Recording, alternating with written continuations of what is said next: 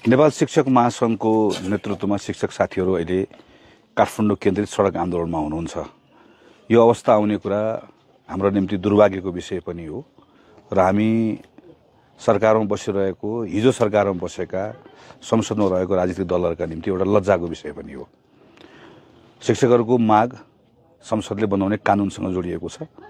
यो कानुन वास्तवमा हामीले धेरै पहिला बनाइसक्नु पर्ने थियो। हामीले समयमा आफ्नो काम गर्न सकेनौं। यहाँ कसैलाई दोष दिएर पनि हुन्न, किनकि यो बीचमा हामी सबै आलो पालो सरकारमा बसिसक्यौं। हामीले सरकारमा बस्दाखेरि जुन तदारुकता देखाउनु पर्ने हो त्यो देखाउन सकेनौं, संसदमा देखाउन सकेनौं, जसको कारणले गर्दा आज सडकमा आउनुपर्ने अवस्था बनेको छ। त्यसैले हिजो भएको गल्ती कमजोरीलाई हामी सबैले स्वीकार्नुपर्छ र कसैलाई दोषारोपण नगरिकन हाम्रो सामूहिक प्रयासबाट शिक्षकहरूको माग सम्बोधन गरेर चाँडोभन्दा चाँडो उहाँहरूलाई हामीले कक्षाको ठाउँ फिर्ता गराउनुपर्छ। वैशाख 2बाट नयाँ सत्र सुरु हुँदैछ। त्योभन्दा पहिला यो विषय हामीले टुङ्ग्याएनौँ भने यसले शैक्षिक क्षेत्रलाई नराम्रोसँग प्रभावित गर्छ।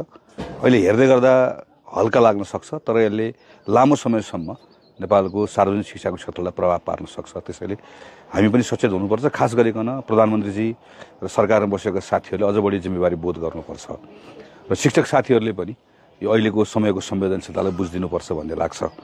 के गर्ने भन्ने सन्दर्भमा मलाई लागेको कुरा जुन मैले सरकारमा बसेको साथीहरूलाई भनिरहेको छु, त्यो कुरा भनेको दुईटा फरक ठाउँ राखेर दुईटा चरणमा अथवा दुईटा विषयहरू छन्। मूलतः पहिलो अहिले आन्दोलन र शिक्षक साथीले राख्नु भएका कुराहरू जुन कानुन नबनाइकन हल गर्न सकिन्छ, मन्त्री परिषदले निर्णय गरेर करिब 15वटा विषयहरू छन्।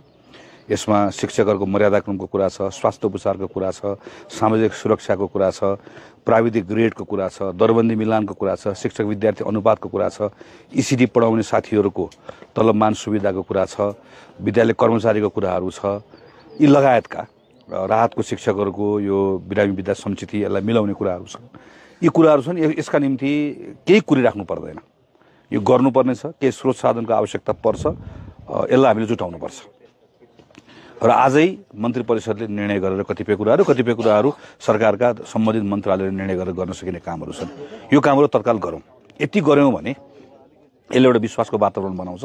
विश्वासको वातावरण बनाइसकेपछि हामीले नयाँ समझदारी गर्न सक्छौँ। त्यो नयाँ समझदारी पनि अब कानुन निर्माणसँग जोडिएको विषयका सन्दर्भमा के गर्ने भन्ने कुरामा मैले अहिले राखिरहेको सुझाव भनेको कानुन संसदले बनाउने हो। त्यसैले सरकारले मात्र सबै कुरा भनेर हुँदैन। अहिले अब केही दिनपछि हाम्रो संसदको अधिवेशन प्रारम्भ गर्नै पर्छ। सरकारले अहिले नै एउटा मिति तोकेर संसदको अधिवेशनको निम्ति मिति तय गरौँ। राष्ट्रपतिले आह्वान गर्ने कुरा भयो, संसदको मिति तय भइहाल्यो। संसदको मिति तय भएको 7 दिन 8 दिन पछाडिको समय तोकेर त्यो दिनभित्रमा हामी शिक्षाको विधेयक पारित गर्छौँ भनेर एउटा समझदारी निर्माण गर्न सक्छौँ। र विधेयकको अन्तर्वस्तुका सन्दर्भमा योभन्दा पहिल्यै शिक्षक सङ्घसँग महासङ्घसँग सरकारको एउटा समझदारी भएको छ। मूलतः त्यो समझदारी लगायतका अरू मागिरहेका जुन विषयहरू छन् जसमा कतिपय हाम्रो धारणा र मतहरू छन्, यी कुरालाई पनि समेटेर हामीले वार फुटिङमा फास्ट ट्र्याकबाट हामी यसलाई विधेयकलाई टुङ्ग्याउने, विधेयक टुङ्ग्याएर पार्लियामेन्ट स्टार्ट भएपछि पार्लियामेन्टको सुरु भएको 5 दिन 6 दिन कति दिन राख्ने रिजनेबल टाइम राखौँ, त्यो टाइमभित्रबाट पारित गर्न सक्छौँ। यो यसरी गऱ्यौँ भने शिक्षक साथीहरूलाई पनि यति गतिभित्रमा वैशाखको 12, 15, 16, 18 भित्रमा विधेयक पारित हुन्छ भन्ने एउटा भरोसा हुन्छ। त्यो भरोसा लिएर उहाँहरू फर्कन सक्नुहुन्छ। हामीलाई पनि एउटा समय हुन्छ। यो समयभित्र काम गरेर हामी दिन रात नभनिकन काम गरेर विधेयकको कुरा टुङ्ग्याउन सक्छौँ। सरकारलाई पनि सुरक्षित ढङ्गले विषय अवतरण गर्ने एउटा सुविधा उपलब्ध हुन्छ। तर यो सबै गर्नको लागि विश्वासको वातावरण बनाउनु पर्नेछ। विश्वासको वातावरणको लागि यो कुनै प्रतिक्रिया व्यक्त गर्ने होइन। सरकारमा बसेको साथीहरूलाई मेरो अनुरोध छ कि मन्त्री परिषदले र मन्त्रालयले निर्णय गरेर हुने अहिले मैले उठाएका जुन कुराहरू छन्, करिब 15वटा विषयमा उहाँहरूका मागहरू समेटेका छन्। ती कुराहरूलाई आजै अवेर नगरिकन यी कुराहरूलाई सम्बोधन गरौँ। यसबाट अलिकति सहज वातावरण बनाऊ भन्ने यो लाग्छ र यसका निम्ति म सरकारलाई पनि अनुरोध गर्छु, शिक्षक साथीहरूलाई पनि आह्वान गर्छु।